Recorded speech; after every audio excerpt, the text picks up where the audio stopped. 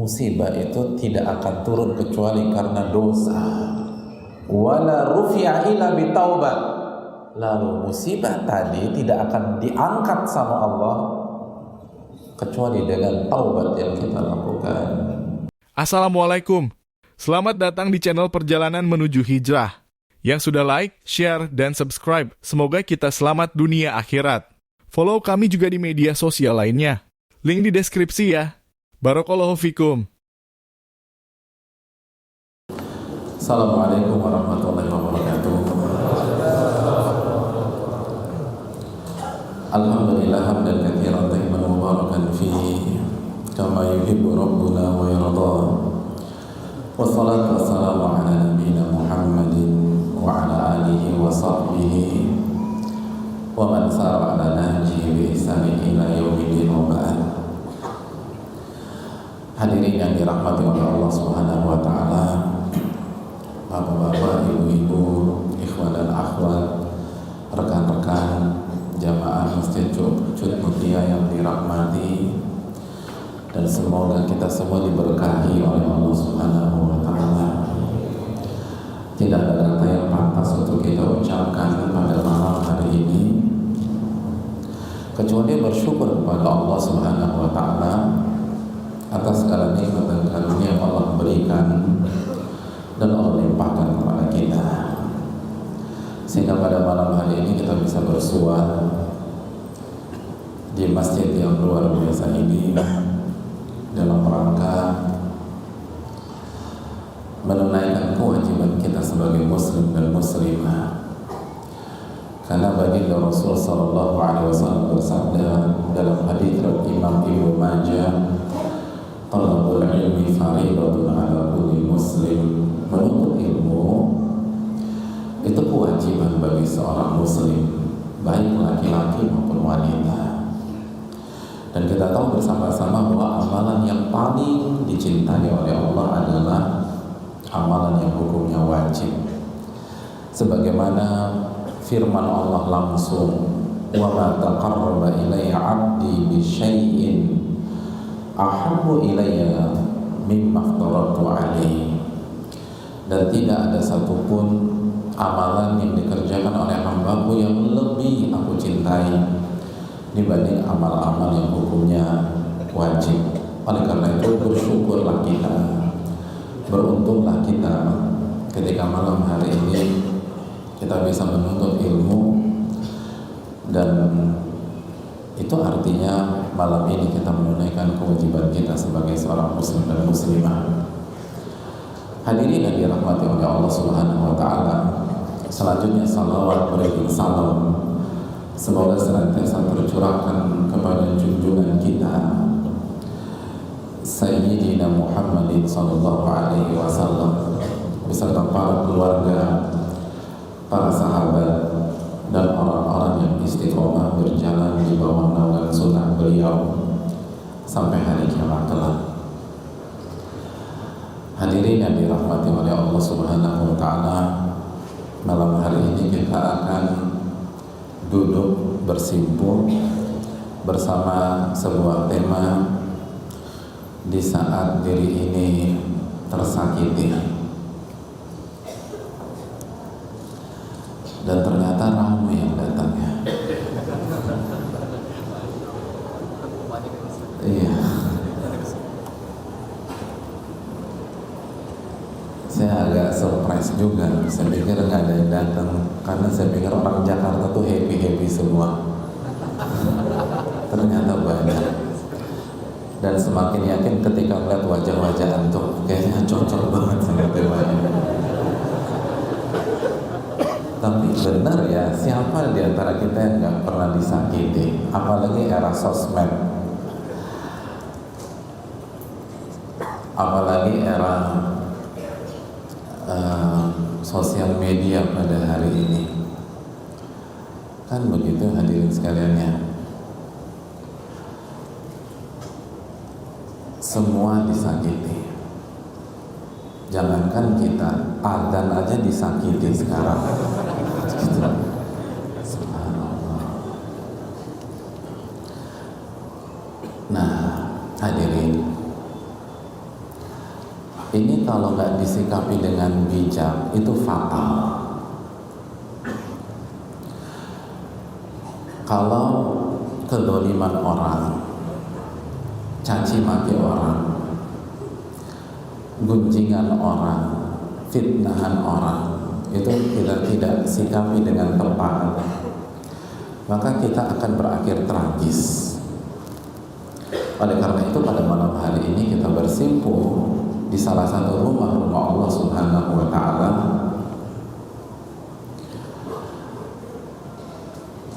agar kita tahu bagaimana bersikap ketika diri ini disakiti. Hadirin yang dirahmati oleh Allah, tema kita ini bukan hasil penelitian saya. Materi yang akan kita bahas adalah buah karya seorang ulama besar yang bernama Al-Imam Ahmad bin Abdul Halim.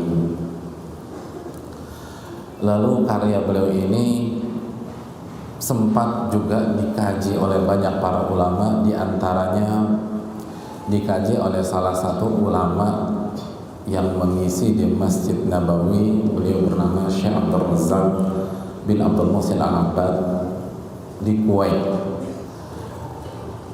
Jadi kajian beliau dibuat transkripnya, dicetak, dan hasilnya buku yang ada di hadapan saya.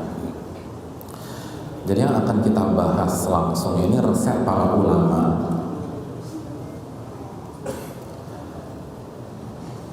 resep para ulama yang terbukti manjur dari generasi ke generasi, membuat mereka bertahan di tengah-tengah badai kezaliman, di tengah-tengah badai fitnah dan cacian.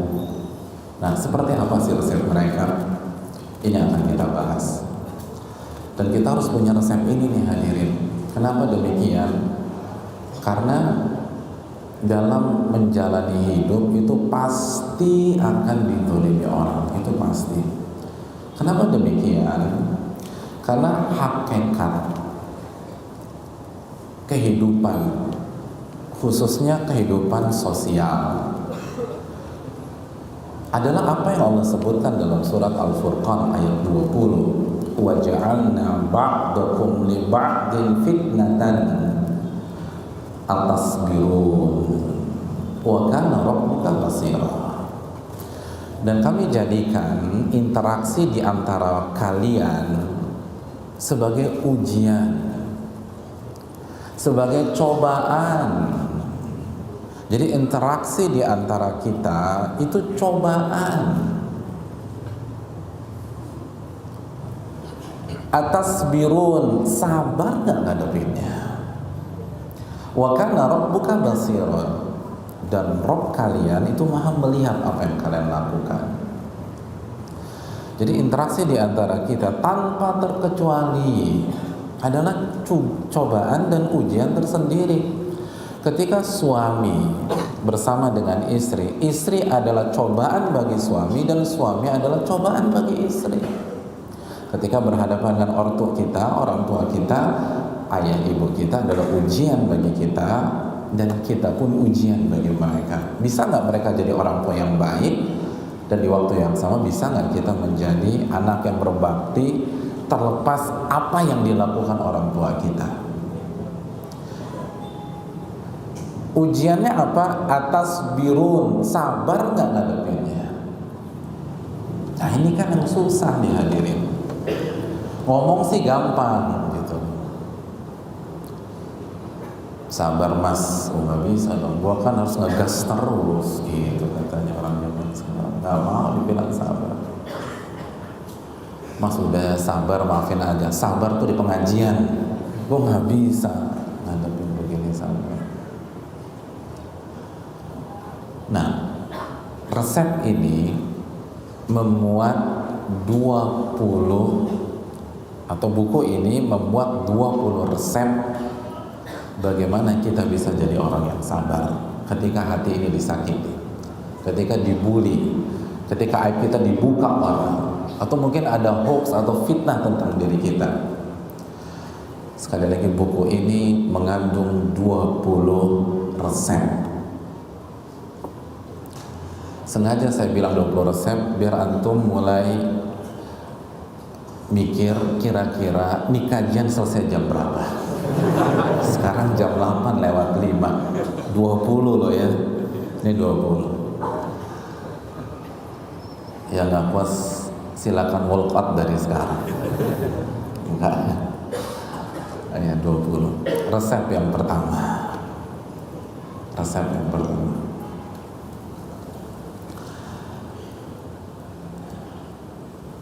Pada saat kita disakitin orang, yang bisa jadi suami, bisa jadi istri. Coba kita tanya ibu-ibu, suami suka nyakitin kita nggak, Bu? Kayaknya nggak ada tanda-tanda kehidupan gitu. Masya Allah. Nggak pernah. Masya Allah. Jomblo semua di sini. Antum, istri antum pernah nyakitin antum nggak? Jomblo juga. Oh, takut, saking takutnya nggak mau ngaku. Atau mungkin teman bawa lari duit kita, atau ngebuka aib kita. Kira-kira apa yang pertama kali harus kita lakukan? Kata Imam Ahmad, saya akan bacakan kata demi kata, tapi intinya saja. Yang pertama, resep yang pertama, an yashhada anna Allah khaliqu af'alil ibad. Saat kita disakitin orang, mau itu di kampus, di kantor, di laman Facebook kita, atau di komen Instagram kita, yang pertama harus kita lakukan adalah kita harus yakin bahwa Allah lah yang menciptakan episode tersebut. Allah lah yang menciptakan episode pada saat kita dicaci maki orang, kita digibahin orang, episode di mana uang kita dibawa kabur orang, episode di mana kita ditipu oleh orang, episode di mana kita difitnah oleh orang, episode di mana istri kita nusyuz atau durhaka sama kita, episode di mana suami kita ngedolimin. Itu yang menciptakan adalah Allah Subhanahu wa ta'ala. Itu yang pertama. Jangan lupakan itu.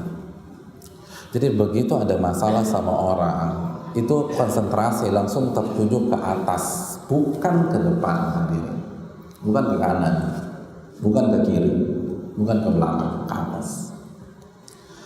Allah Subhanahu wa ta'ala berfirman dalam surat As-Saffat ayat 96. Allah menyatakan dengan tegas, wallahu khalaqakum wa ma ta'malun. Dan Allah yang menciptakan kalian dan seluruh apa yang kalian kerjakan. Allah yang menciptakan itu dan Allah yang mentakdirkan itu. Kita harus yakin hadirin bahwa niat buruk seseorang terhadap kita tidak akan menjadi sebuah kenyataan kecuali di-ACC oleh Allah. Saya yakin wajah-wajah di sini hafal satu surat di dalam juz 30, surat At-Takwir. Apa bunyi surat At-Takwir ayat 29? Allah menyatakan wa ma tasyauna illa ayyasha'allahu rabbul alamin. Dan apa yang kalian inginkan dalam ilmu usul, dalam ilmu tafsir, ini umum, baik keinginan baik maupun keinginan buruk. Tidak akan bisa terwujud kecuali disetujui dan di-ACC oleh Allah Subhanahu wa taala. Ingat, bukan Allah ridho ya, di-ACC. Karena ada hikmah di balik itu. Jadi ketika kita ditipu 70 juta, itu takdir Allah Jalla wa'ala. Karena dia nggak mungkin bisa nipu kita kalau Allah nggak takdirkan. Wallahu khalaqakum wa ma ta'malun. Allah yang menciptakan Anda dan perbuatan-perbuatan Anda. Oh, ini luar biasa. Ini blind spot mayoritas korban kezaliman. Mayoritas kita begitu ada masalah sama orang yang dia tuju tuh orang, itu kesalahan fatal. Harusnya pertama kali dia ingat apa? Ini ciptaan dari Allah Jalla wa'ala. Ini takdir dari Allah Subhanahu wa ta'ala. Tuh orang gak mungkin bisa memfitnah saya kecuali Allah ciptakan dan Allah takdirkan. Pernah gak sih kita berpikir, dari 7 juta orang Jakarta misalnya, kenapa saya ditipu dia gitu loh? Ya lo polos sih. Ya kan orang polos Jakarta banyak, bukan hanya gua. Kenapa gua? Kenapa dia nggak kesini aja? Kenapa dia nggak ke si Fulan? Fulan lebih cupu dari saya. Kenapa nggak ke dia? Kenapa saya? Allahu khalaqakum wa ma ta'malun. Allah yang takdirkan tuh. Kenapa dia tuh targetkan Anda jadi korban? Itu semua di-ACC sama Allah. Kalau nggak bisa. Coba deh kita renungkan.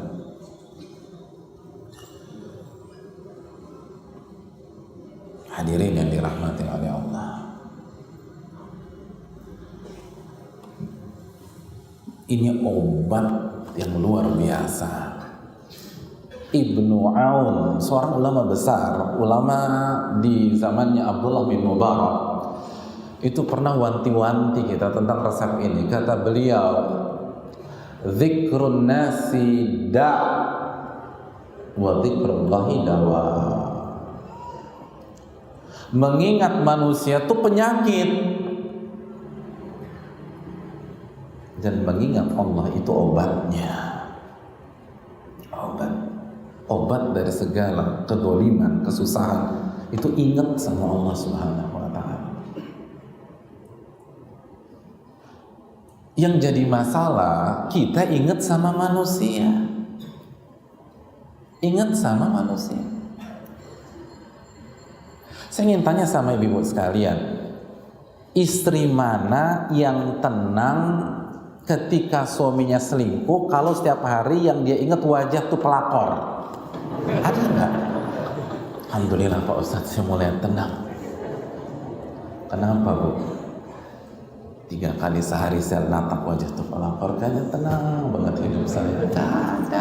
Semakin ingat semakin gila tuh orang ini.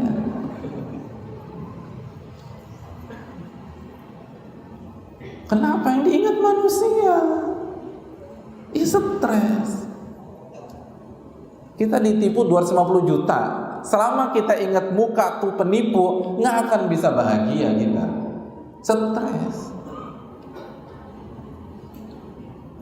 Ini kesalahan, sesimpel itu. Dan penyakit ini sudah diungkap oleh para ulama kita dulu. Dzikrun nasida, kata mereka. Ingat manusia itu penyakit. Penyakit. Obatnya apa? Ingat Allah. Itu obatnya. Sebel.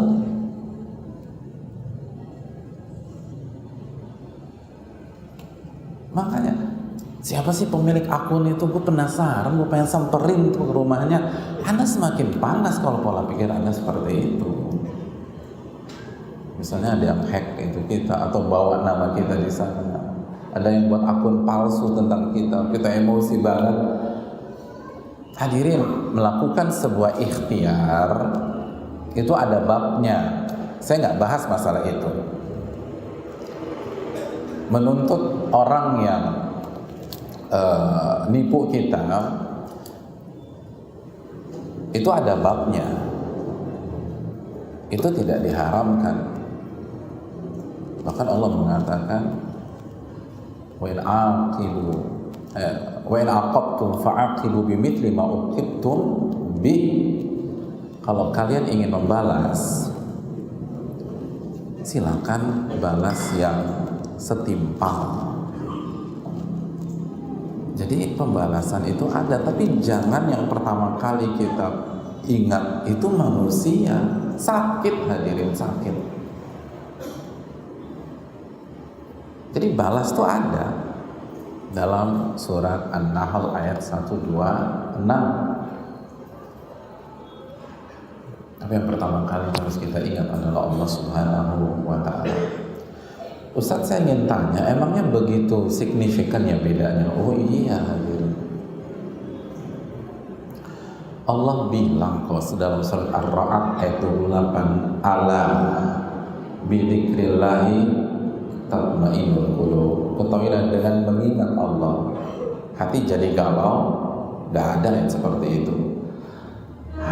Ketahuilah hanya dengan mengingat Allah hati menjadi tenang. Dan ayat ini dalam ilmu balaghah itu qasar atau hasar. Jadi hanya dengan mengingat Allah, nggak ada cara lain. Kalau kita mau tenang, di saat kita didolimi, disakiti, ditipu, diselingkuhi, dikhianati, ingat Allah Subhanahu wa Ta'ala. Hadirin, karena kalau kita ingat Allah itu beda. Apa bedanya? Kalau kita ingat Allah, maka kita akan teringat akhir surat At-Tin, alaihissallahu bi ahkamil hakimin. Bukankah Allah hakim yang paling bijak? Kan tenang hati itu. Kenapa nih gue ditipu segini? Kenapa gue dibully sama temen gue? Oh, Allah yang mentakdirkan. Siapa Allah? Hakim yang paling bijak. Artinya episode ini pasti ada hikmah, pasti ada pelajaran. Cuman mungkin kita belum tahu. Dan kita nggak harus tahu semua. Yang harus tuh beriman, bukan tahu semua hikmah. Siapa di antara kita yang hari ini tahu hikmah sholat subuh 2 rakaat? Antum tanya profesor fikih yang IPK-nya 5,0 juga nggak tahu jawabannya, diri nggak tahu. Kenapa nggak 3? Kenapa nggak 1,5? Kenapa 2? Yang harus Anda lakukan adalah beriman. Itu adalah syariat Allah Subhanahu wa Ta'ala.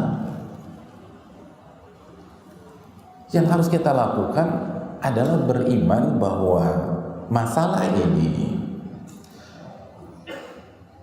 pada saat kita duduk di kursi pesakitan, saat kita disingkirkan, pada saat kita dijadikan kambing hitam, pada saat ada perselingkuhan di dalam rumah tangga kita,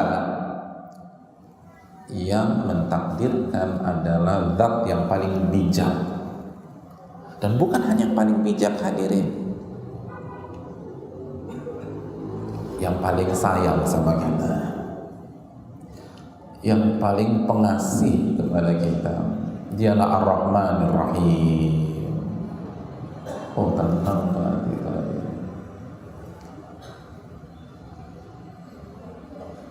Maka kita akan yakin kepahitan ini adalah obat buat kita. Hadirin yang dirahmati oleh Allah,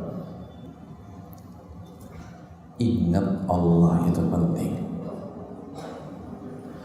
Makanya para ulama mengatakan, begitu ada masalah,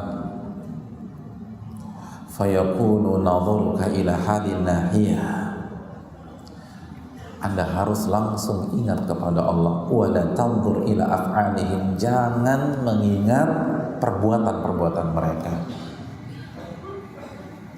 Makanya apa kata Nabi SAW tentang masalah fitnah?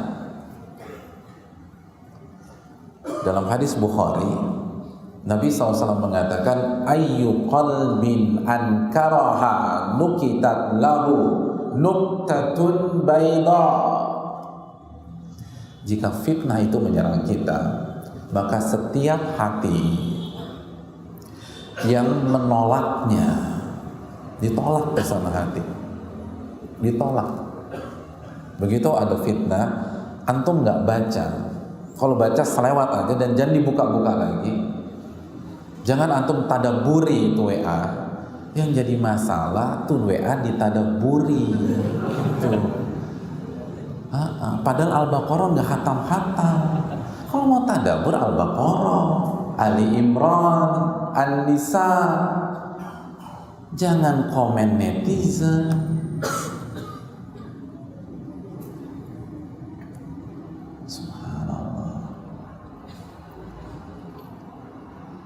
Tadabbur itu ayat-ayat Quran. Makanya Nabi katakan, kita balik lagi, setiap hati yang menolak fitnah tersebut, nukitat lahu nuktatun bayda. Allah akan bubuhkan titik putih di dalam hati tersebut. Sebaliknya kata Nabi, setiap hati yang menerima ahlan wa sahlan kepada fitnah, nukitat lahu nuktatun sauda. Allah akan bubuhkan titik hitam. Ini yang jadi masalah hati kita. Kita buka untuk fitnah, untuk cacian, untuk makian, untuk bulian terhadap kita. Kita buka untuk mengingat fitnahan-fitnahan orang, jahatnya pasangan kita, penipuan yang dia lakukan, ya kotor. Nabi udah bilang, itu tolak, jangan masukin ke hati. Hati kita isinya zikrullah. Tenang tuh, tenang.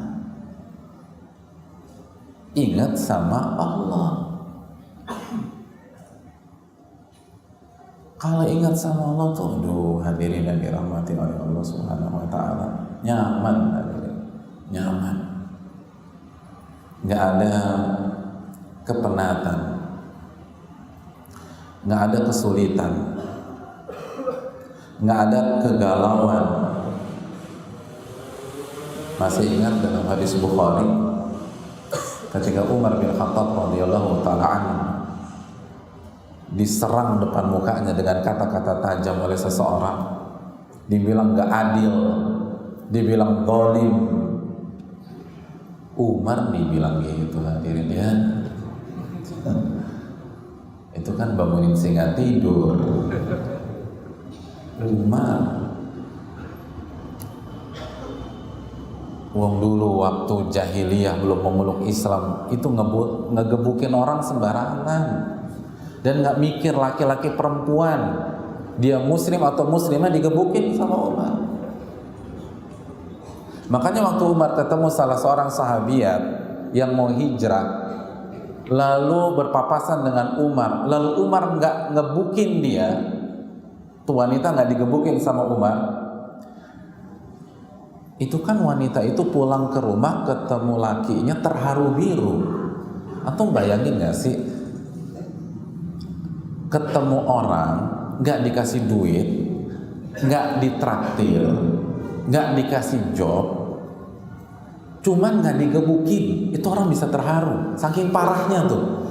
Jadi saking parahnya, dia gak gebukin kita aja kita terharu. Itu Umar. Lalu bilang sama suaminya, kayaknya Umar masih punya hati deh, masih punya nurani, semoga ya dia masuk Islam ya. Marah suaminya. Apa kata suaminya? Sebuah kalimat yang sangat terkenal dalam buku sirah, lan yuslima Umar hatta yuslima himarul Khattab. Umar gak akan masuk Islam sampai keledainya dulu masuk Islam. Berat tuh. Jadi gak terima tuh suaminya, karena saking sakit hatinya sama Umar. Masa Umar masuk? Gak mungkin orang kayak begitu masuk Islam. Gak mungkin. Umar nggak akan masuk Islam sampai keledainya dulu masuk Islam. Artinya Umar nggak akan mengucapkan la ilaha illallah sampai keledainya Umar mengucapkan la ilaha illallah. Mungkin kan? Ya nggak mungkin. Beda kalau dia bilang Umar nggak akan masuk Islam sampai burung kakak tuanya dulu masuk Islam. Masih mungkin tuh. Masih mungkin burung kakak tua kalau dilatih bisa mengucapkan la ilaha illallah. Tapi keledai kan udah tuh, nggak mungkin.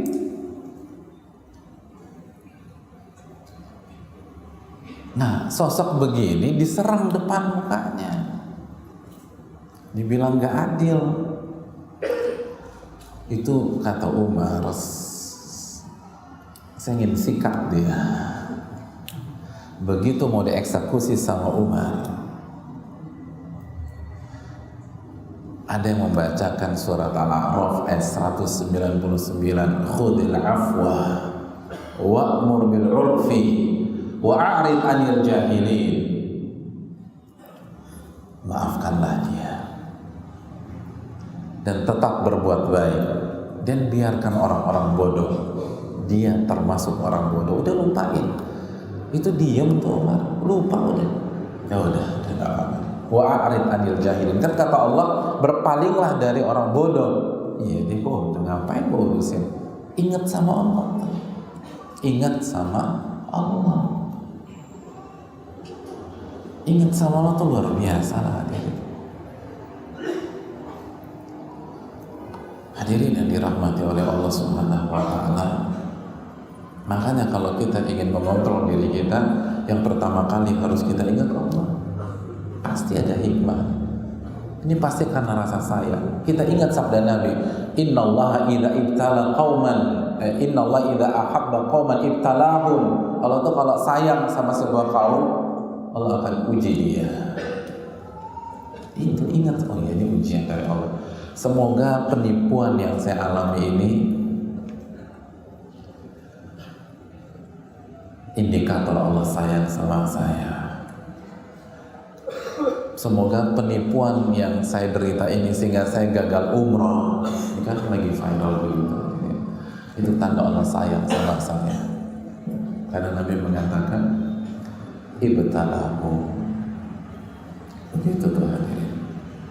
Enak, lempeng, nyaman. Jadi ingat sama Allah, jangan ingat sama makhluk. Ingat sama Allah yang bikin tenang. Langsung ke atas tadi. Jangan ke depan, ke kanan, ke kiri, ke belakang. Itu penyakit kalau kita masih memusatkan perhatian ke kanan, ke kiri, ke samping.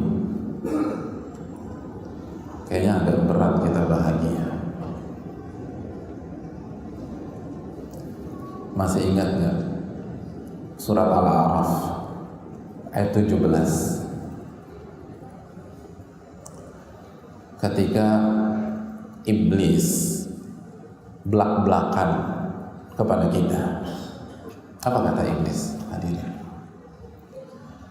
iblis mengatakan, "Tsumma la'atiyannahum min baini aydihim wa min khalfihim wa 'an aymanihim wa 'an syama'ilihim wa la tajidu aktsarahum syakirin." Sungguh, kata iblis, saya akan serang manusia dari arah depan, dari kanan, dari arah depan mereka, dari arah belakang mereka, dari arah kanan mereka, dari arah kiri mereka, sehingga engkau akan lihat mayoritas dari mereka tidak bersyukur kepada Allah Subhanahu wa Ta'ala.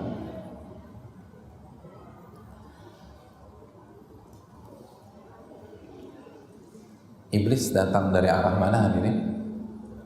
Depan, terus belakang, Kanan dan kiri. Ya Allah. Apa penjelasan Abdullah bin Abbas tentang ayat ini? Abdullah bin Abbas menjelaskan arah yang tidak disebut iblis itu dari atas ke bawah. Kenapa? Karena iblis tahu di atas ada Allah Subhanahu wa ta'ala,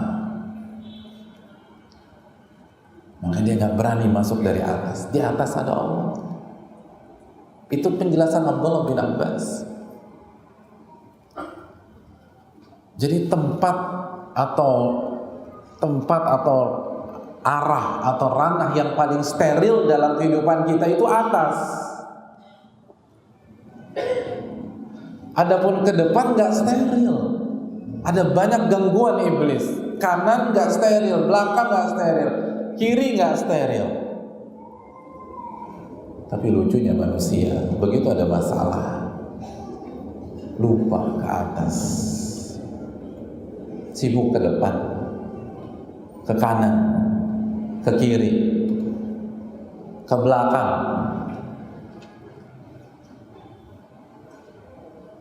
Dan tidak langsung mengangkat tangan lalu mengemis di hadapan Rabbul Alamin, ya Rabbi ya Rabbi.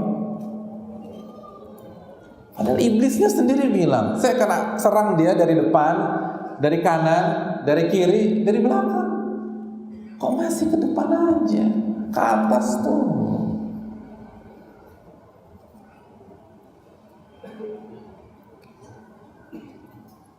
Kan gitu.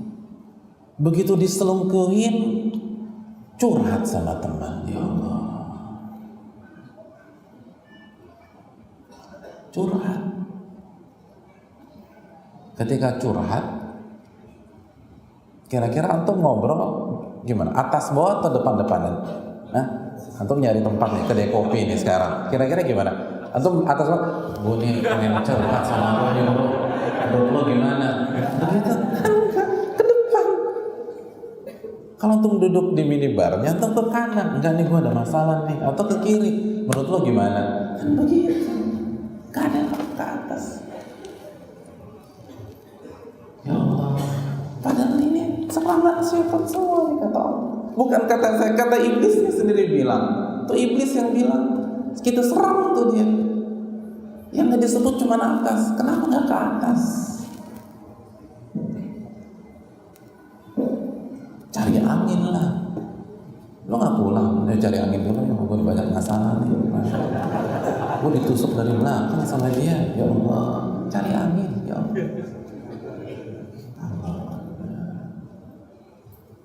Ngapain cara? Makanya Nabi nggak pernah cari angin sama Abu Bakar, nggak pernah. Bu, kita cari angin loh Bu. Ya Allah, ngurusin lahap nih dulu, pening gue nih, pening. Nggak ada. Kenapa? Sholat tuh rakaat. Idza hadzabal amru shalla rak'atain.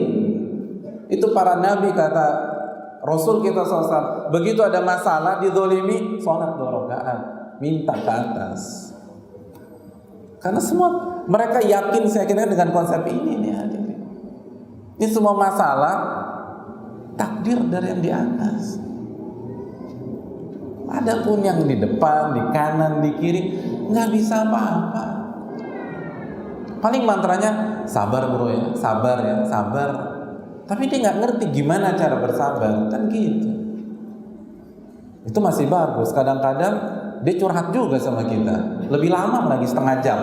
Kita curhat 1,5 jam, dia 2 jam. Kan rugi 1/2 jam kita. Gitu, ya Allah. Masya Allah.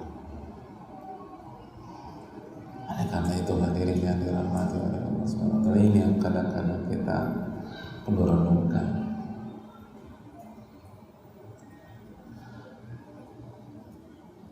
Justru daerah yang steril yang selalu kita anak tirikan hadirin, yang sering kita lupakan, yang baru kita hubungi ketika teman kita udah mentok, sahabat kita udah mentok, kenalan kita udah mentok, tim legal kita sudah mentok, lawyer kita udah mentok, sahabat-sahabat kita udah mentok,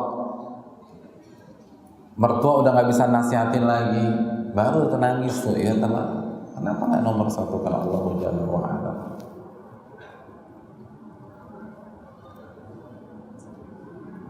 Ini kan tauhid yang real, hadirin. Tuh hati harus diisi dengan zikrullah. Makanya kan orang-orang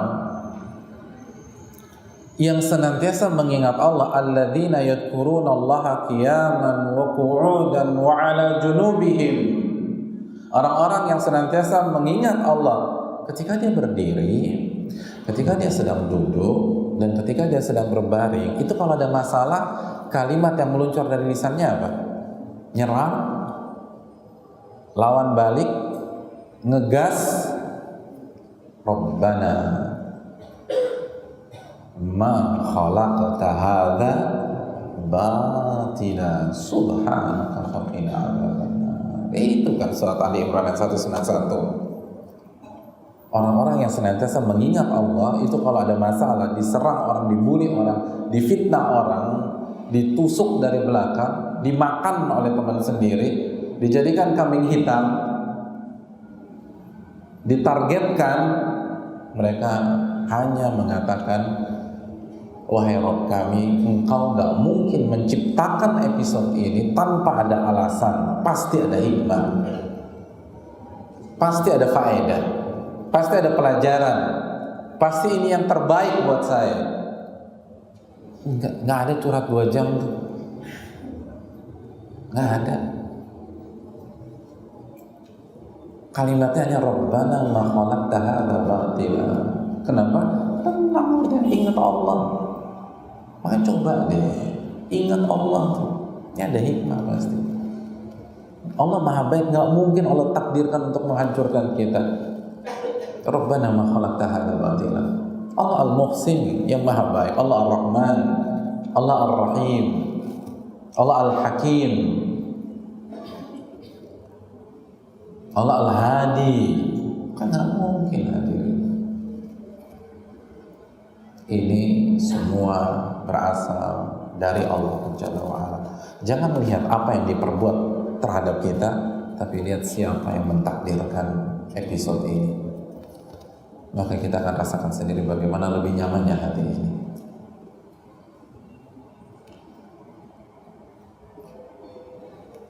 Resep yang kedua, dan kita masih punya 19 resep lagi. Jam 20:37. Menurut antum kita bubaran jam berapa? Satu resep 35 menit kali 20. Ya. Gimana, siap? Ya lemas, siap nggak? Saya nggak siap. Saya mau pulang. Ya. Antum nggak apa-apa itikaf di sini, boleh. Yang kedua, resep yang kedua, resep dari ulama nih.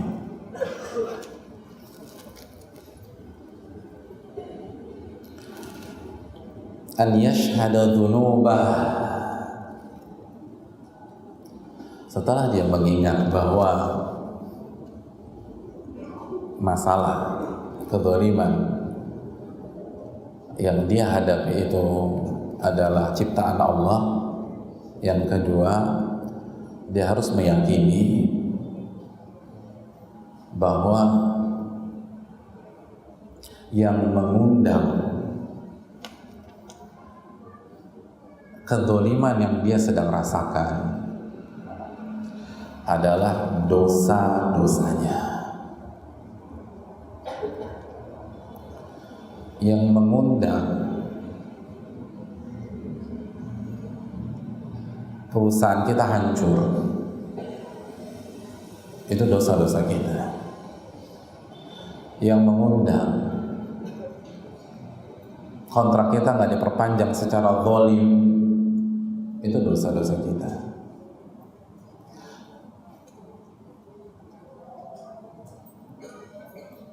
Bukan saya bilang, saya nggak berhak menjudge seorang pun. Saya nggak berhak memvonis siapapun. Juga yang berbicara ini banyak dosa, hadirin. Tapi coba renungkan surat Asy-Syura ayat 30. Wa ma asabakum min musibatin fabima kasabat aydikum. Apapun yang menimpa kalian dari musibah, dari persoalan, itu karena dosa-dosa kalian, perbuatan tangan kalian.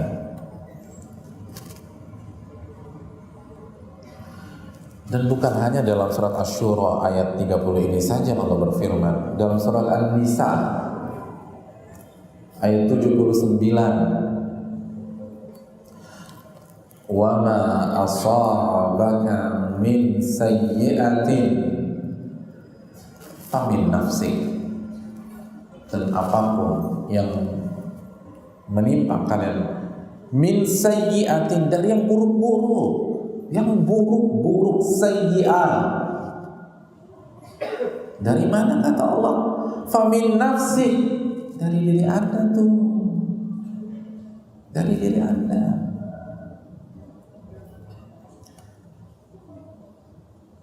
Saya ingin tanya, gibah, kita digibahin orang, aib kita dibuka, itu buruk apa tidak? Buruk apa enggak hadirin? Buruk. Terapkan ayat ini, famin nafsik, ternyata dari kita.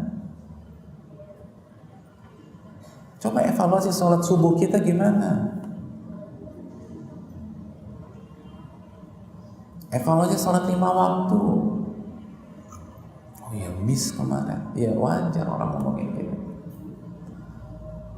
Ada berita hoax tentang kita atau fitnah tentang kita, dari diri kita tuh. Bukan kita. Allah yang bilang. Allah, An-Nisa 79, famin nafsik, yang mentakdirkan ini semua, yang mengatakannya. Allahu Akbar. Udah halalnya.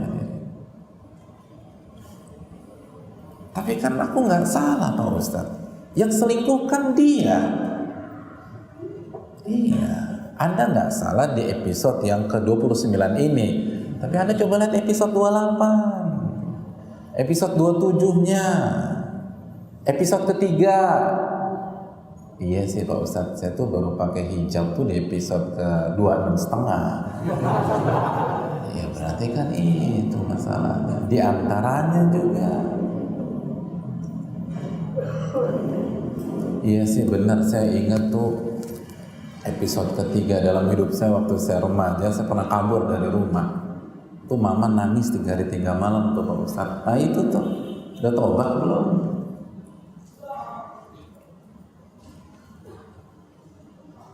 Memang ini berat dan ini blind spot banyak kita. Wong yang musibah dalam bentuk bencana alam saja. Jadi bencana alam tuh nggak ada subjek yang zalim, tuh nggak ada, bencana alam. Itu susah loh orang mengintrospeksi dirinya sendiri. Itu susah.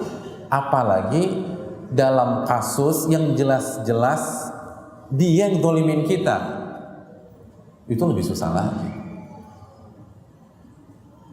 Itu lebih susah. Atau dalam bahasa lain, lebih mudah beristighfar dan bertobat ketika dapat musibah yang sifatnya bencana alam kah, atau misalnya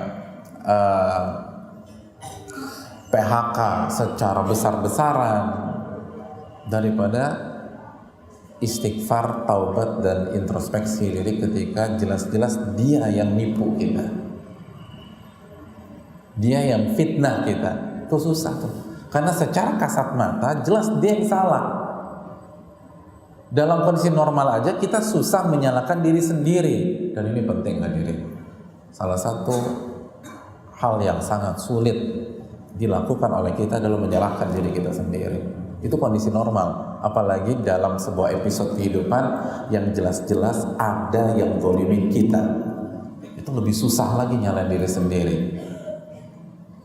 Tapi orang-orang beriman akan berusaha mengedepankan firman Allah Subhanahu wa taala. Ketika di hadapannya Asy-Syura ayat 30 tadi, surat An-Nisa 79 tadi, dia akan mulai berpikir apa yang salah dalam kehidupan saya. Makanya Al-Imam Ahmad bin Abdul Halim pernah mengatakan, "Idza ra'aital 'abda yaqa'u fin nasi idza adzau." Apabila Anda melihat seseorang dizalimi oleh manusia, dia jadi bulan-bulanan manusia, wala yarji ila nafsihi bil laum wal istighfar, lalu dia tidak mengembalikan ke dirinya sendiri dengan mengakui kesalahan-kesalahannya, lalu beristighfar, lalu bertobat kepada Allah, fa'lam anna musibatahu musibatun haqiqiyah, atau dalam riwayat annal musibatu hiyal musibah. Kalau orang sudah seperti itu, maka ketahuilah itulah musibah yang sejati. Itulah musibah yang sejati. Hadirin, saya kasih analogi hadirin. Gini loh, nggak mesti ketika kita sakit di kepala kita yang ada masalah tuh kepala, nggak mesti. Waktu saya di pondok dulu, di semester awal itu kepala saya sakit. Itu semua obat sakit kepala udah saya minum tuh, nggak sembuh tuh, nggak sembuh. Sampai Allah takdirkan saya ke dokter gigi karena gigi saya bolong. Pas lagi ditambal sama Pak Dokter sambil ngobrol, Allah takdirkan ya, saya cerita saya lagi sakit kepala juga nih dok. Oh, sakit kepala ya? Iya. Sebelah mana? Saya tunjuk sebelah belakang. Dokter itu nawarin, mau nggak kita ronsen? Saya khawatir masalahnya di gigi nih.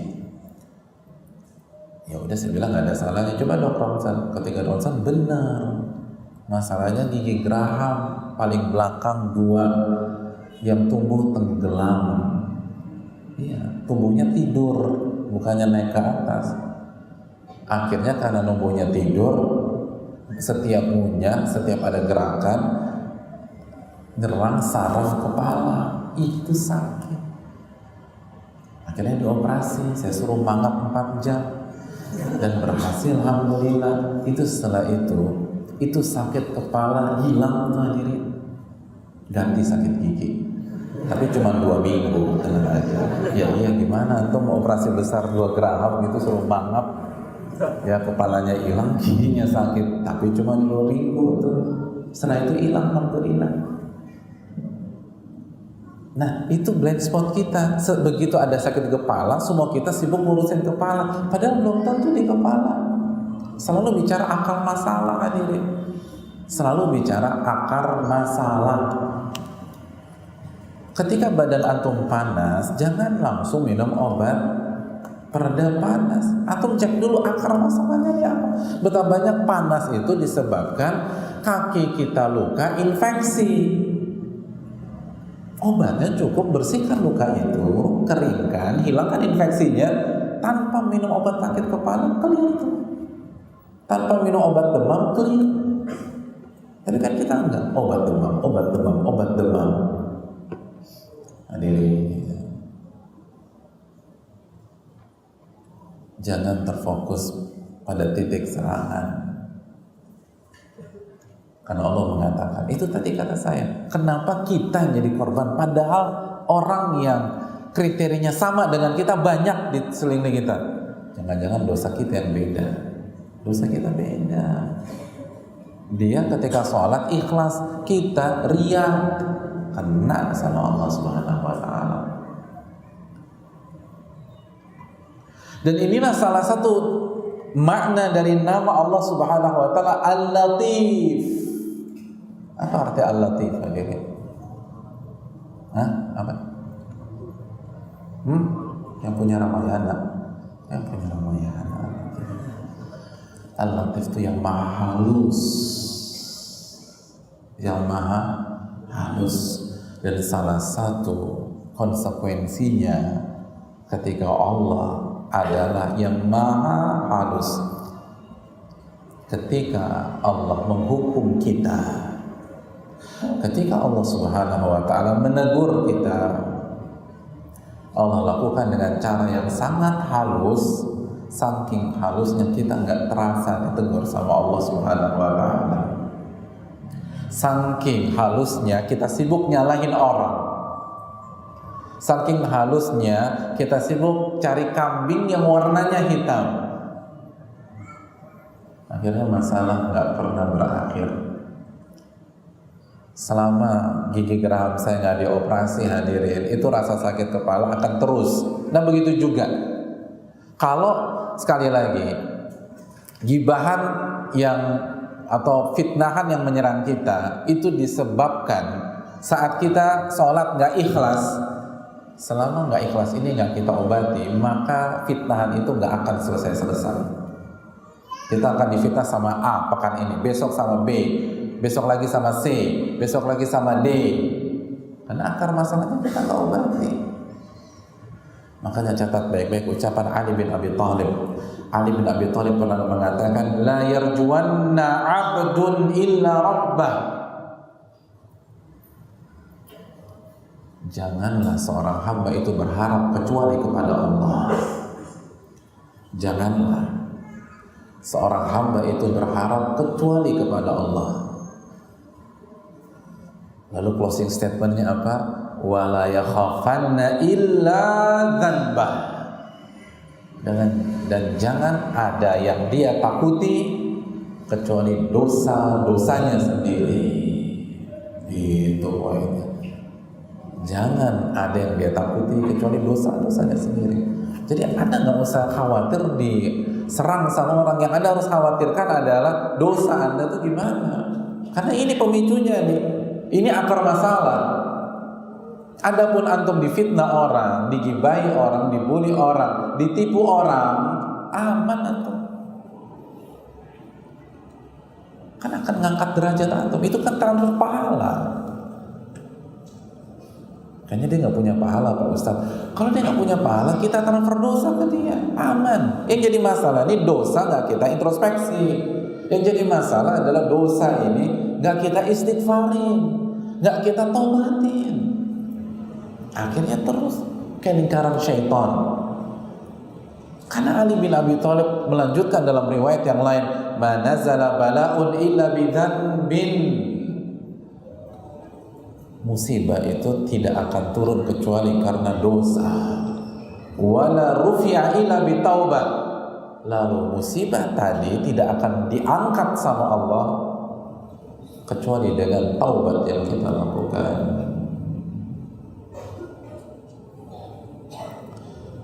Setiap kita hadirin begitu ada masalah, begitu disakiti, pertanyaannya adalah hadza bidzunubi, ini gara-gara dosa saya. Atau kita katakan, apa dosa yang sudah saya perbuat? Makanya para ulama klasik dulu ketika ada masalah di rumah tangga, istrinya nggak mau diatur, apa kata mereka? Inilah aksillah fa'ara athara maksiyati fi imraati wa dabati.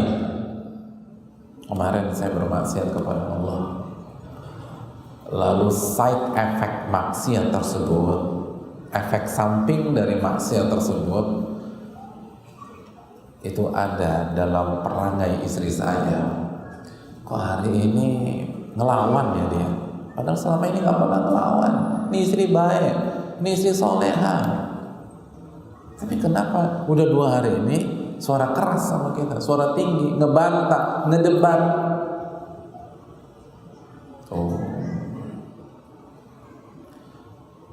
Minggu lalu janji jalan sama mama, sama ibu, nggak jadi karena harus ketemu klien. Orang tua di nomor 2-in. Ini nih gara-garanya. Dibalas sama Allah Subhanahu wa ta'ala. Kan gitu. Nggak masuk akal Pak Ustadz. Wong saya dosa sama Allah, apa hubungannya sama istri? Hadirin ya, ketika kita maksiat kepada Allah, ketika kita nggak sholat nih, ketika kita nggak tutup aurat, ketika kita nggak ikhlas, yang kita maksiati siapa hadirin? Nah, yang kita maksiati siapa? Allah. Yang kita maksiati itu pencipta diri kita dan pencipta istri kita, raja kita dan raja istri kita, raja anak-anak kita. Saya ingin tanya, kalau antum sedang punya masalah sama orang dan orang itu owner sebuah perusahaan, lalu antum main ke perusahaan dia, kira-kira disenyumin nggak sama sekretarisnya? Enggak. Dijamu sama mereka? Enggak. Kenapa? Karena mereka tahu antum lagi punya masalah sama bos mereka. Hadirin, ada orang punya masalah, tiba-tiba besok pagi dia jogging, pas lagi asik-asik jogging di kilometer kedua dikepung sama 6 orang berbadan tegap terus digebukin. Terus dia mikir, ditanya, lo kenal nggak yang ngegebukin lo? Enggak, muka-mukanya gue nggak kenal. Kan pernah lihat? Coba sekarang lo lagi punya masalah sama siapa? Ada sih sama orang. Ya udah, itu anak buahnya. Itu aja. Itu manusia bisa lo begitu. Falillahil mathalul a'la. Ya masa Allah ngadepin antum langsung man to man, kan nggak mungkin. Antum siapa? Nggak mutu. Iya. Atau Allah turunkan burung ababil, kan antum bukan Abraham. Nggak usah. Allah bisa serang kita dari orang-orang terdekat kita. Dan masalah itu nggak selesai ketika kita salah menyikapi. Kenapa salah? Kita selalu cari kambing hitam ketika ada masalah. Maka nggak pernah selesai kalau ini, nggak pernah selesai. Hadirin yang dirahmati oleh Allah Subhanahu Wa Taala. 18 resep lagi. Resep yang ketiga, jam 9 kurang 5, baru yang ketiga nih. Kita kuat-kuatan napas saja. Siapa yang lebih dulu keluar dari pintu itu? Saya atau antum? Kita lihat ya. Resep yang ketiga, an yashhadal abdu husna thawab alladhi wa'adahu Allahu liman 'afa wa sabar. Ketika kita didolimi, ketika kita disakiti, kita harus yakin dengan pahala yang dijanjikan oleh Allah bagi orang-orang yang sabar dan orang-orang yang memaafkan.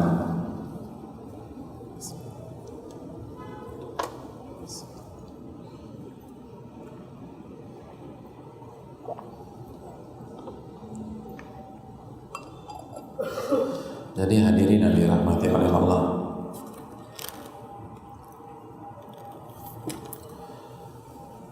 kesabaran kita itu nggak gratis. Maaf kita itu nggak gratisan. Allah berfirman dalam surat Asy-Syura ayat 40, wa jazaa'u sayyi'atin sayyi'atun mithluha. Dan balasan dari keburukan, keburukan yang setara dengannya. Faman 'afa wa aslaha fa ajruhu 'ala Allah. Dan barang siapa yang memaafkan lalu berusaha inisiatif memperbaiki kondisi, maka pahalanya dari Allah Subhanahu wa Ta'ala. Maka pahalanya dari Allah. Allah yang jamin itu pahala. Lalu Allah tutup ayat ini dengan mengatakan innahu la yuhibbul zalimin. Allah gak suka sama orang-orang yang zalim. Hadirin, surat apa tadi? Asy-Syura 40. Dalam ayat ini ulama menjelaskan inilah profil-profil orang terzalimi. Kemungkinannya cuma 3 kata mereka. Kemungkinan yang pertama dia bales dengan lebih parah. Balas dengan lebih parah.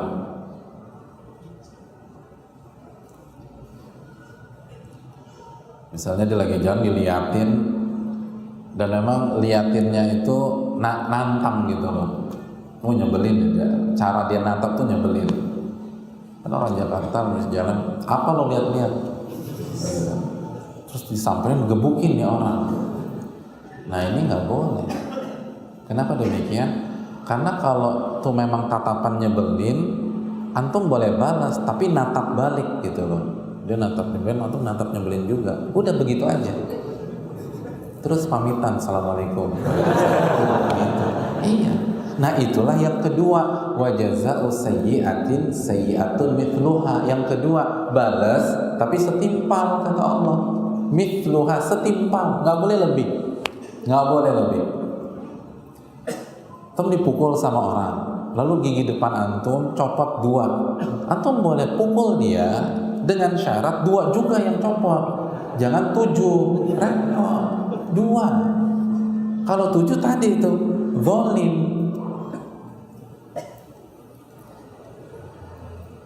Zalim.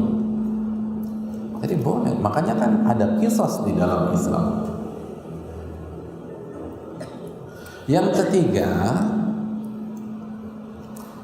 memaafkan dan memperbaiki. Memaafkan dan memperbaiki.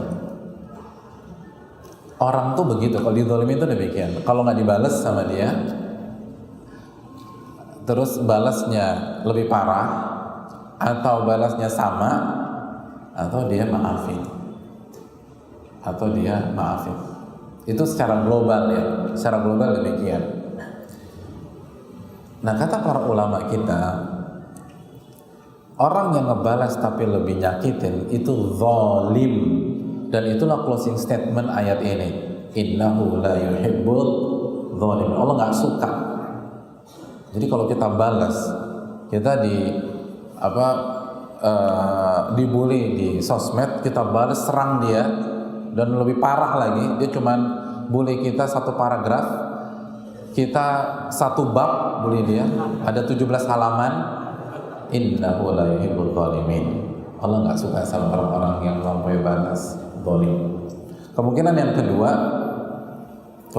kedua, kita balas tapi yang setimpal. Itu diperbolehkan, tapi nggak afdol. Yang ketiga ini yang afdol, dimaafkan dan diperbaiki masalah. Apa ganjarannya? Fa'ajruhu 'ala Allah. Balasannya Allah yang jamin, di tangan Allah. Kok nggak ada kata-kata surganya Pak Ustadz? Oh, kata para ulama ini dalam maknanya. Karena ada kaidah, itu catat kaidahnya. Kaidahnya gini kata para ulama, al-atiyatu ala qadril mu'ti. Hadiah itu tergantung kualitas siapa yang ngasih. Gitu. Hadiah itu tergantung siapa yang ngasih. Semakin dermawan orang tersebut, kira-kira hadiahnya berapa tuh? Semakin gede, gitu. Semakin besar. Beda. Orang terkaya di RT 11 dengan orang terkaya di Jakarta, beda lah hadiahnya, nggak mungkin sama. Ini dia kaya tapi tingkat RT doang, itu pun RT 11. ini satu Jakarta dia kaya, nggak mungkin adanya sama, nggak mungkin.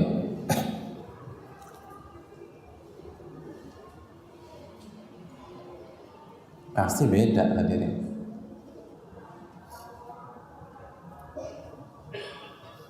Allah bilang saya kasih hadiah, itu pasti beda, itu gede banget kata para ulama. Al-atiyah ala qadril mu'ti, hadiah itu tergantung siapa yang ngasih.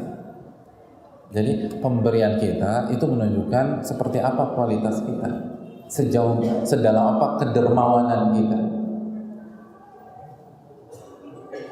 Jadi ingat pahala hadirin, ingat pahala, ingat pahala. Kalau ingat pahala itu enak. Fa'ajruhu 'ala Allah. Allah akan kasih semuanya itu. Bagi orang yang memaafkan dan memperbaiki. Ini yang perlu kita tahu. Makanya para ulama semangat. Ada sebuah riwayat yang dikeluarkan Al-Imam Al-Baihaqi dalam Syu'abil Iman dan Al-Imam Ibnu Asakir. Tapi riwayatnya dilemahkan oleh banyak para ulama, diriwayatkan. Tapi sebagian ulama sering membawakan kisah ini untuk jadi ibrah. Tapi sebagian ada yang melemahkan. Itu dari Ali bin Al-Husain. Diriwayatkan Ali bin Husain itu mau sholat hadirin, mau sholat. Terus dalam riwayat Al-Baihaqi dalam Ibnu Asakir minta tolong budaknya ambilkan sebaskom air untuk wudhu. Dibawain tuh sama budaknya. Ini Ali bin Husain bin Ali bin Abi Thalib. Ini cicitnya Nabi SAW. Begitu dibawakan, pas di dekat Ali itu tumpah dan baskomnya kena mukanya Ali, kena mukanya Ali. Kalau antum jadi Ali, kira-kira nih budak kita apain? Apa? Budaknya diapain? Hah? Yang ini belakang, budaknya anaknya diapain? Apa? Kok nggak ada perasaan sih? Kira-kira nih kalau antum jadi Ali itu diapain tuh budak? Jujur aja, jujur. Tahu di mana? Masya Allah. Baik-baik antum cuma dimarahin doang ya. Mari kita lihat Ali bin Husain. Dia mau marah tuh. Tuh kan sama kayak aneh Pak Ustadz. Ya nanti dulu. Ali udah mau marah. Terus si budak baca surat Ali Imran. Wasari'u ila magfiratin min rabbikum wa jannatin 'arduha as-samawati wal ard u'iddat lil muttaqin. Dan bersegeralah menuju ampunan Allah dan surga yang lebarnya seluas langit dan bumi, dipersiapkan untuk orang-orang yang bertakwa. Siapa orang-orang bertakwa? Alladzina yunfiquna fi sarra'i wa dharra. Orang-orang yang berinfak ketika dia sedang lapang dan ketika dia lagi susah. Jadi orang-orang bertakwa itu nggak kenal musim. Kalau infak dia nggak peduli, lagi sukses, lagi miskin, dia akan berusaha ngasih. Terus yang kedua apa? Wal 'afina 'anil wal kadhimina al-ghaidh. Dan orang-orang yang bisa menahan amarahnya. Tuh budak baca itu tuh. Dan orang-orang yang berinfak ketika lapang dan ketika susah dan bisa menahan amarahnya. Kata Ali bin Husain, saya nggak marah sama kamu. Masya Allah. Ingat surga tuh, kan? Bersegeralah menuju ampunan dan surga Allah. Ingat tuh pahala dari Allah. Budaknya senang, dibaca terus tuh ayat. Wal 'afina 'anil nas. Dan orang-orang bertakwa selain bisa nahan amarahnya dan suka maafin manusia. Maka Ali bin Husain langsung mengatakan, saya maafkan kamu. Masya Allah. Terus budaknya lanjutin lagi itu ayat. Wallahu yuhibbul muhsinin. Dan Allah tuh sayang sama orang-orang baik, orang-orang yang muhsin, orang-orang yang ihsan. Kata Ali bin Husain, saya merdekakan kamu. Ingat pahala dibacaan ayatnya untuk Masya Allah. Ini luar biasa hadirin. Itu surat apa? Ali Imran 134. Para akhwat udah hafal nggak tuh ayat? Tuh kan nggak dihafalin. Makanya kalau berantem sama suami kalah terus. Harusnya pas suami marah bacain nih. Bang, tunggu bang. Wasari'u ila magfiratin min rabbikum wa jannatin arduha as-samawati wal ardu ilal muttaqin alladzina yunfiquna fis sarra'i dharra wal kadhimina al-ghaidha wal 'afina 'anil nas. Itu wallahu yuhibbul muhsinin. Itu insyaallah itu. Enggak ngerti. Dipikir ini lagi diruqyah sama istrinya. Emangnya gue kesurupan apa ya? Makanya di samping kita ngafalin tuh ayat, suami kita ngaji, jadi ngerti, jadi satu frekuensi.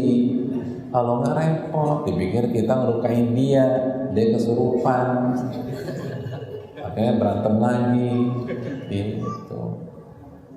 Tapi kalau suami ngaji, oh iya, aku udah belajar tafsirnya tuh di Cut Mutia kemarin, bahwa orang-orang yang ahli surga itu suka maafin, nahan amarah, nggak baperan. Wah, gitu ya hadirinnya. Jadi sekali lagi ingat pahala nih. Ya bahasa kita aja nggak ada makan siang gratis. Itu makan siang. Masa upaya kita untuk bersabar digratiskan oleh Allah Subhanahu wa Ta'ala. Gini aja deh. Juara ketiga, misalnya untuk ikut perlombaan, lomba makan kerupuk, juara ketiga dapat handphone, juara kedua dapat motor. Terus pas juara ke-1 hadiahnya habis. Terus orang terkaya di Jakarta tuh bilang, Anda nggak usah sedih, hadiah Anda saya tanggung. Hadiah Anda saya tanggung. Kira-kira hadiahnya apa? Masa ulekan? Kan nggak mungkin. Pasti hadiahnya bagus. Orang terkaya di Jakarta yang bilang gitu. Ini Allah katakan fa'ajruhu 'ala Allah.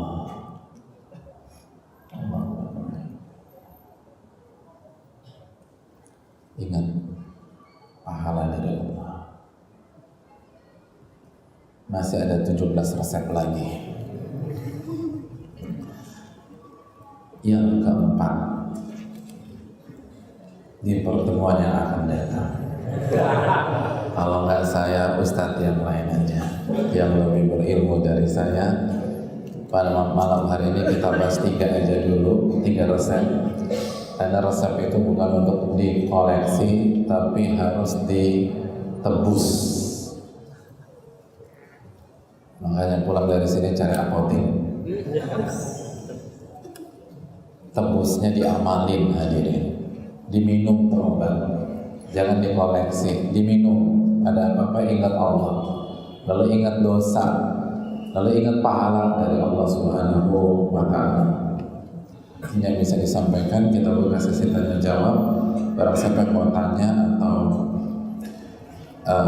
ada yang salah dan dikoreksi, saya berikan kesempatan. Wassalamualaikum. Pakai langsung apa pakai ini? Di sini gimana sih?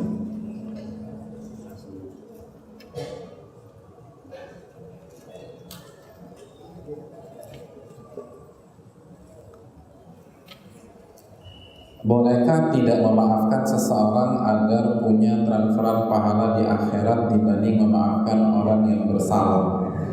Barakallahu fikum barakallahu.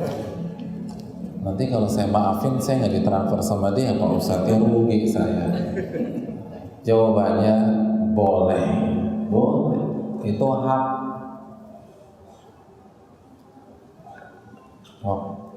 Waktu teman saya, Pak Ustadz kenal dia, teman saya kan, iya. Kemarin dia fitnah saya. Memang udah 3 tahun ini saya incar dia tuh Pak Ustadz, biar bisa fitnah saya. Karena ibadahnya rajin gitu misalnya. Alhamdulillah kemarin fitnah saya. Jadi, dan dia udah haji 3 kali tuh Pak Ustadz, dia lumayan lah. Haji mabrur kan nggak ada balasan kecuali surga. Boleh. Tapi kalau kita maafkan dan kita berusaha memperbaiki kondisi, yang kita dapatkan lebih banyak dari pahala dia. Antum boleh berargumentasi dengan hadis Muslim, hadis muflis, hadis orang yang bangkrut kan gitu ya. Itu kan hadis tentang transferan pahala. Kalau antum berdalil dengan hadis muflis riwayat Muslim itu, di hari kiamat yang ngasih antum pahala siapa? Antum nggak mau maafin nih, ingat, antum nggak mau maafin dia, dan antum berharap dengan hadis muflis, hadis orang bangkrut dalam Sahih Muslim. Begitu di hari kiamat, antum dapat tanfan pahala. Benar, hadis itu kan Sahih, hadis Muslim. Tapi saya mau tanya, antum dapat pahala dari siapa? Dari tuh orang. Dapat pahala dari tuh orang. Sedangkan kalau antum maafkan, antum dapat pahala dari siapa? Kira-kira nih stok pahala mana yang lebih banyak? Gitu aja nih. Mau usah ribet-ribet. Kan Allah udah bilang fa'ajruhu 'ala Allah. Itu pahala dari Allah kan. Dia dapat dari tuh orang, tapi kan nggak banyak. Kalau dimaafin dari Allah. Jadi itu yang mungkin perlu kita camkan hadirin sekalian. Allah Ta'ala. Ada pertanyaan?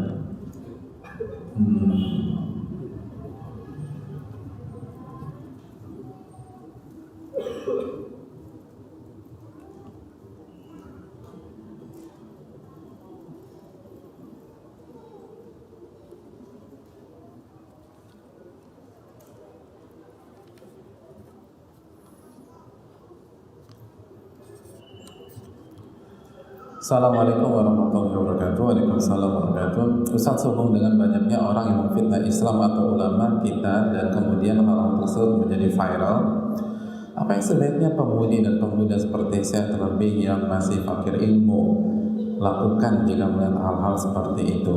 Karena ada sebagian kawan yang bilang kita harus bela agama, kita harus bela agama kita dengan bersuara. Sebagian lagi bilang lebih baik diam dan biarkan yang berilmu saja berbicara.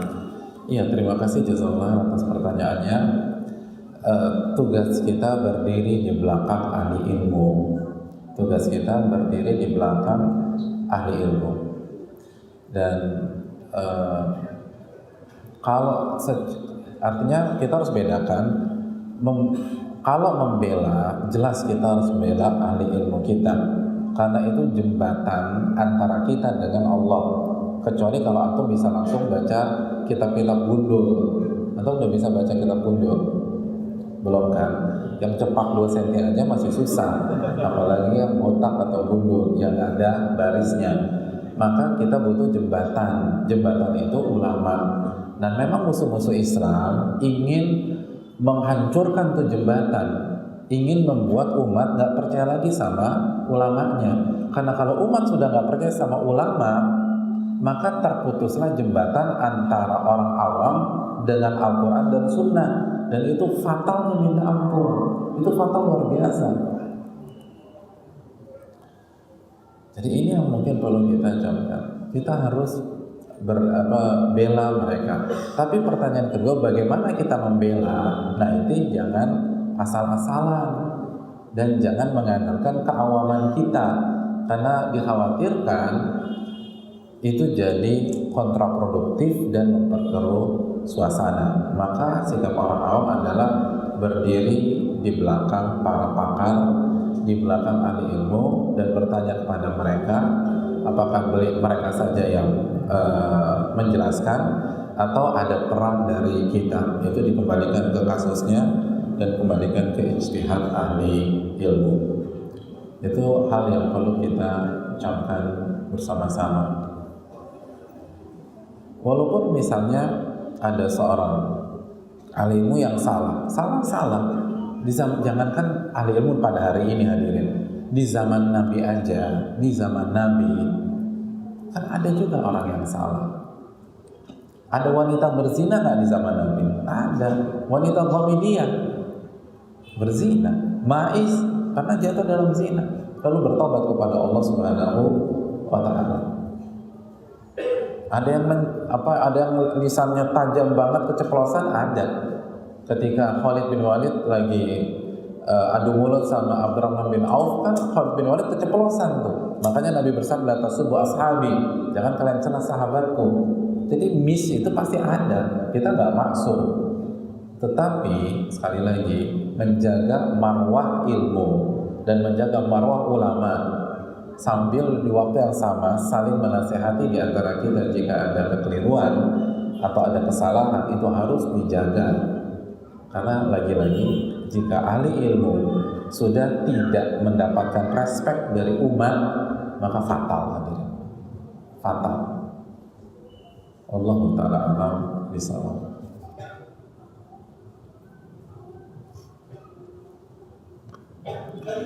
Assalamualaikum warahmatullahi wabarakatuh. Ingin bertanya, zaman jahiliyah sebelum berhijrah pernah menyakiti mantan, wajibkah meminta maaf?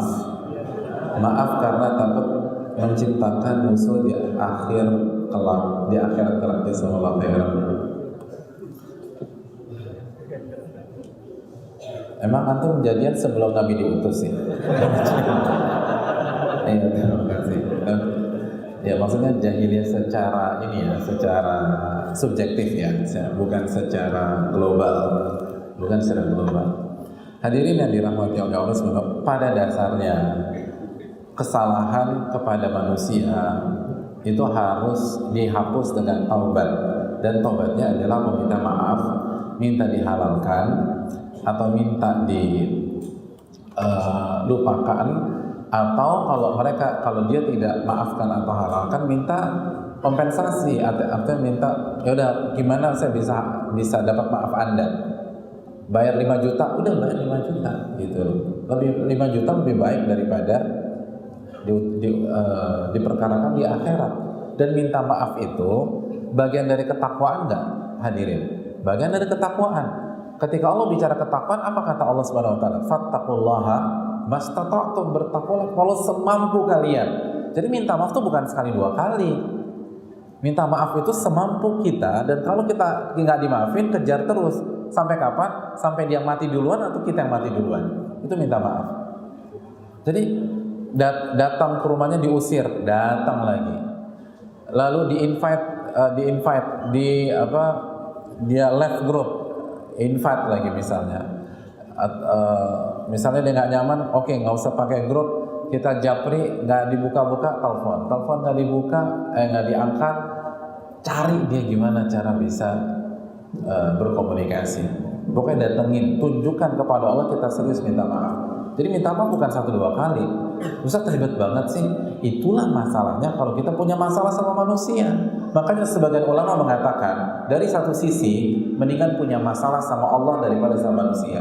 Dari satu sisi ya. Karena kalau punya masalah sama Allah, dosa terparah sekalipun, syirik, itu tobatnya kalau kita benar-benar nyesel minta ampun, nggak sampai 1 menit hadirin. Tapi punya masalah sama manusia, jangankan syirik, jempol keinjek nih, jempol keinjek, oh itu bisa tahunan. Apalagi pas antum injek dia lagi cantengan, lebih parah. Iya, itu 5 tahun 10 tahun jadi kali. Gue masih sakit hati itu sama dia. Pas lagi cantengan bro, bayangkan, coba lo pikir dong, pikir gitu katanya. Jadi sekali lagi, itu masalahnya kalau punya masalah sama manusia emang capek, yaitu resiko Anda melakukan, Anda berbuat. Nah, tapi karena ini mantan, yang pertama kali harus kita pikir apa kesalahan kita. Misal, karena kesalahan kita ada yang memang benar-benar sebuah kesalahan, ada yang itu sebenarnya hanya lingkaran kesalahan aja. Contoh misalnya, memangnya salahnya apa mas? Waktu gue jadian sama dia, sebenarnya gue udah punya pacar sih, gitu. Atau waktu aku jadian sama dia, aku selingkuhin dia 17 kali Pak Ustadz. Ya udah jelas itu salah semua, udah deh nggak usah deh gitu. Jadi itu udah lingkaran kesalahan. Tapi kalau memang kita nyakitin gitu loh, dulu kita posesif sampai nampar anak orang gitu ketika dia nggak ngangkat telepon kita dan seterusnya, ya jelas harus minta maaf. Tapi caranya yang bijak dan jangan buka komunikasi baru dan dalam dengan dia gitu. Jadi minta maafnya sekedarnya aja, nggak usah minta kapan kamu punya waktu kita dinner bareng, aku pengen minta maaf gitu loh. Kalau Jakarta kayaknya nggak enak, gimana kalau di Lembang dan sebagainya, kan jangan bilang begitu lah. Itu mau jadian lagi bukan mau minta maaf.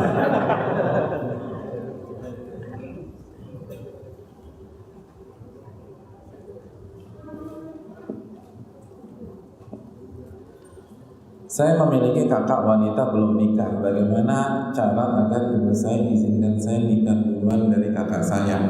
Karena ibu saya katakan tidak baik jika adik laki-laki nikah duluan dari kakak wanitanya. Iya, terima kasih. Iya, jazakallahu khairan. Yang pertama, kalau ada keyakinan ini bisa buat gak bagus atau buat sial dan seterusnya, maka ini masuk dari tatoyur atau tiarah. Dan Nabi SAW bersabda dalam hadis yang sahih, at-tiyaratu syirkun. Tiarah itu atau tatoyur, nganggap sesuatu itu penyebab kesialan, penyebab malapetaka, padahal tidak ada dalil yang syar'i, itu sebuah kesyirikan, syirik kecil. Jadi ini harus diluruskan sama ibu kita, bilang baik-baik, bilang dengan santun, dan bilang dengan lemah lembut. Dan juga coba kita bangun komunikasi dengan kakak kita dan doakan ibu kita. Itu tadi ada masalah, itu direct ke atas, sujud kepada Allah, salat kepada Allah Subhanahu wa ta'ala. Jadi insya Allah, sekali lagi kan kaedahnya nih hadirin, selama yang kita hadapin masih manusia itu dinamis. Manusia itu dinamis. Saya ingin tanya sama antum, pola pikir antum hari ini sama nggak dengan pola pikir antum setahun yang lalu? Mayoritas mungkin beda. Ya begitu juga dengan ibu kita. Kalau pendekatan kita bagus, lalu komprehensif, lalu disampaikan dengan cara yang santun, dan kita minta, kita ketuk pintu langit, maka insya Allah akan banyak solusi yang Allah berikan kepada kita.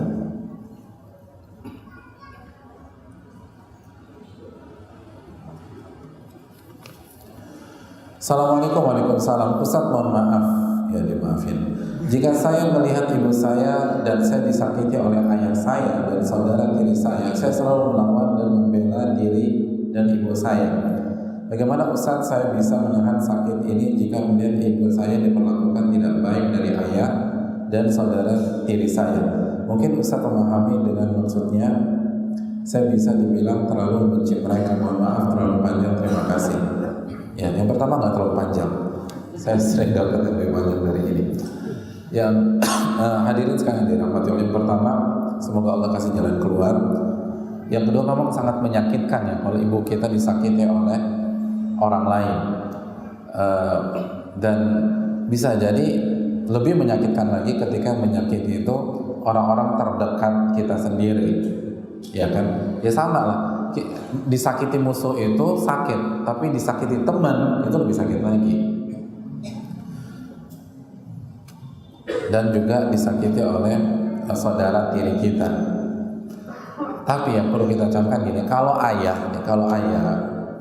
jika ayah mendolimi ibu, dan kita bisa bela, dan mudaratnya tidak lebih besar, kita bela. Sebagaimana sabda Nabi, man ra'a minkum munkaran falyughayyirhu biyadihi. Barang siapa yang melihat kemungkaran, maka rubahlah dengan tangannya. Kalau nggak mampu, rubahlah dengan lisannya. Kalau nggak mampu, rubahlah dengan hatinya.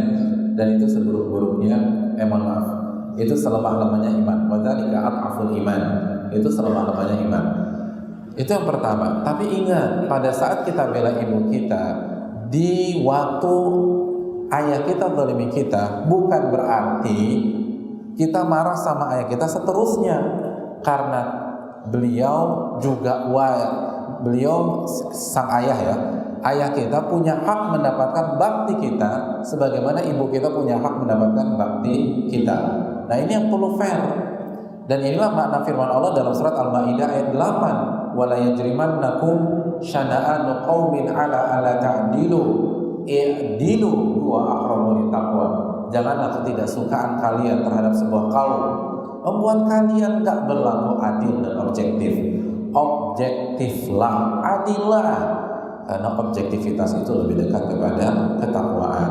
Artinya, walaupun kita gak suka sama orang, kalau tuh orang punya hak, kita kasih, gitu. Tuh orang punya hak, kita kasih. Kita lagi sebel banget sama teman kita, motornya ada di garasi kita, pas dia minta ya kasih. Jangan bilang, enggak, gue gak mau. Kenapa? Gue lagi sebel sama lo. Ini kan gak ada urusannya. Motor gue nih.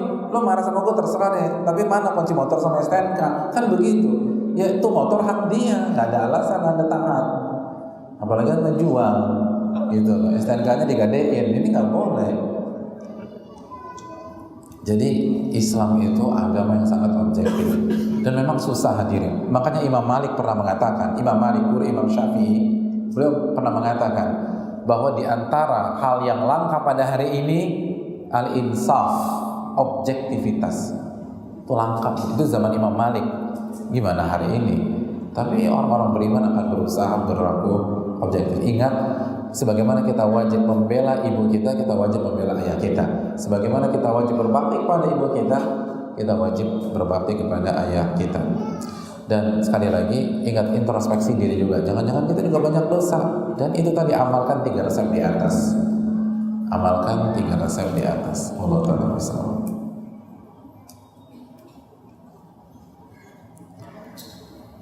Assalamualaikum. Waalaikumsalam. Ustaz, apa yang kita lakukan apabila ada orang yang selalu menyakiti kita? Zikir apa untuk bikin hati tenang? Terima kasih.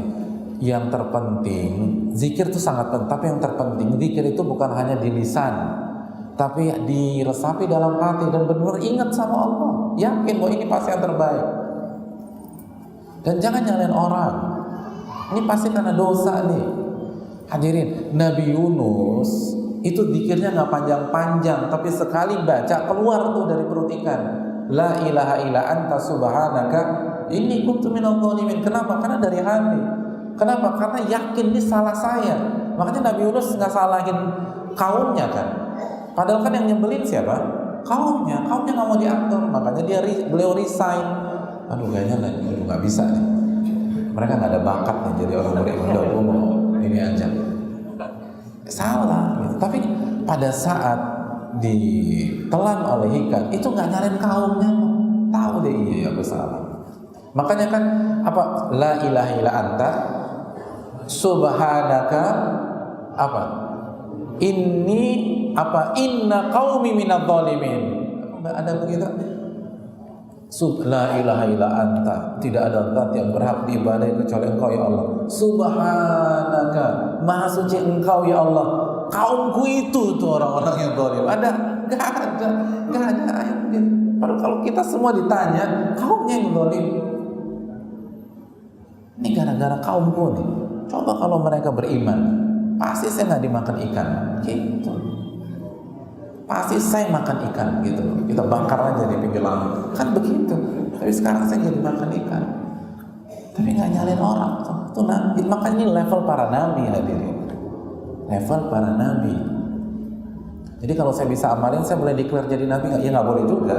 Jadi sekali lagi, tapi ini adalah level di mana para nabi bermain. Allah Ta'ala.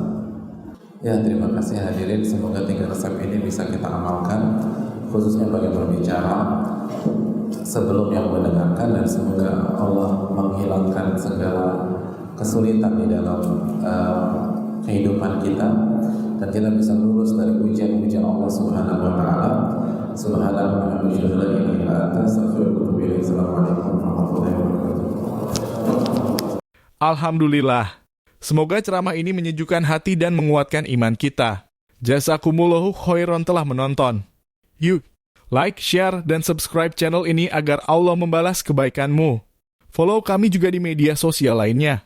Link di deskripsi ya. Sampai jumpa di kajian berikutnya. Wassalamualaikum warahmatullahi wabarakatuh.